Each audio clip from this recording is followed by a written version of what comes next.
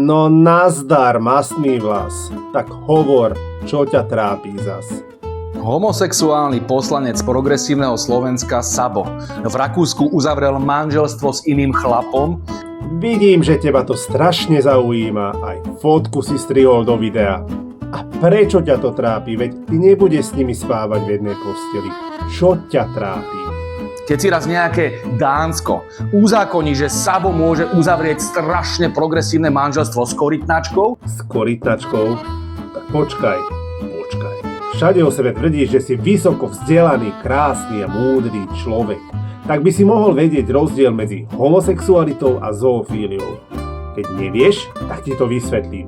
Homosexuál je ten, koho priťahujú ľudia rovnakého pohlavia, no a zoofíl je ten, koho priťahujú zvieratá. Napríklad aj barán, buď! Tak Brusel bude tlačiť na to, aby každý členský štát akceptoval takúto zvrátenosť. Toto dnes robí Európska únia za asistencie progresívneho Slovenska. Teraz toto bola otázka alebo oznamovacia veta, lebo z tvojej intonácie to nebolo jasné. Toto, čo pácha Sabo a PS, je útokom proti Slovensku. Útokom proti rodine. Útokom proti Slovensku, proti rodine. Útokom proti Slovensku by som nazval rozkrádanie eurofondov určených na rozvoj Slovenska.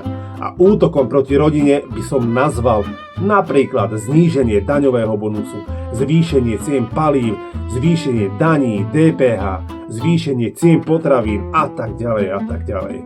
A toto chce KDH tolerovať? Tak na čo ste potom hlasovali za ústavu, keď necháte vášho budúceho koaličného partnera, aby tu ničil tradičnú rodinu na Slovensku? Počúvaj, Ľuboško, koho tradičnú rodinu?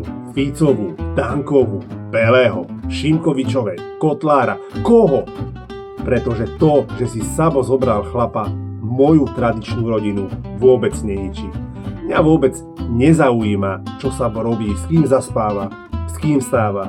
Ja žijem so svojou manželkou, 23 rokov, máme spolu 3 deti a v lete čakáme 4. Moju tradičnú rodinu ohrozuje tak akurát táto vaša nenávistná, proruská, propagandistická politika.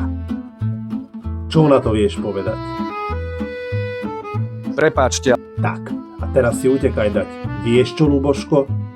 Lexaurín a kakao.